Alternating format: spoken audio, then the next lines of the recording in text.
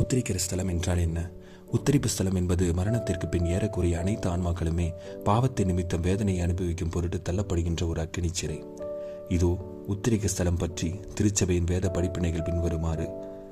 வேதனையின் கொடுமை எவ்வளவு இருக்கும் என்றால், ஒரு நிமிடம் இந்த பயங்கரமான நெருப்பில் இருப்பது 100 ஆண்டு காலம் இருப்பது போல இருக்கும். இறையியல் வல்லுநரான புனித தாமஸ் அக்வினாஸ் உத்திரிக்க ஸ்தலத்தில் உள்ள நெருப்பின் அனல் நரக நெருப்பின் அளவை ஒத்ததாகவே இருக்கும் என்றும், லேசாக்கப்பட்டால் கூட அது உலகத்தில் அனுபவிக்கக்கூடிய அனைத்து வேதனைகளையும் விட கொடுமையாக உள்ளது என்றும் கூறுகின்றார். புனித அகுஸ்தீன் மரித்த ஆன்மாக்கள் மோட்சத்திற்கு எடுத்துக் கொள்ளப்படுவதற்கு தகுதியாக்க தமது பாவங்களை சுத்திகரிக்கும் பொருட்டும், உலகத்தில் நாம் அனுபவித்து பார்த்து கேள்விப்பட்ட அனைத்து வகையான அக்கினிகளையும் விட அதிக வேதனை தரக்கூடிய, அதிக அளவு ஊடுருவக்கூடிய அக்கினியாக உத்திரிக்க ஸ்தலத்தில் நெருப்பு இருக்கும் என கற்பிக்கின்றார். மேலும் இந்த நெருப்பு நம்மை சுத்திகரித்து பரிசுத்தமாக்கவே செயல்பட்டாலும், இது உலகத்தில் நாம் அதிகபட்சமாக சகித்து கொள்ளக்கூடிய வாதைகள் அனைத்தையும் விட அதிகமாக வேதனை தரக்கூடியதாக இருக்கும் எனவும் கூறுகின்றார்.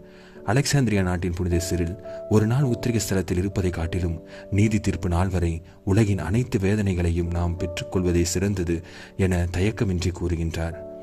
மற்றும் ஒரு மகா புனிதர், பூவுலகத்தின் நெருப்பெல்லாம் உத்திரிக ஸ்தலத்தில் சுட்டரிக்கும் நெருப்போடு ஒப்பிட்டால் அது குளிர்ந்த காற்றைப் போல காணப்படும் என்கின்றார்.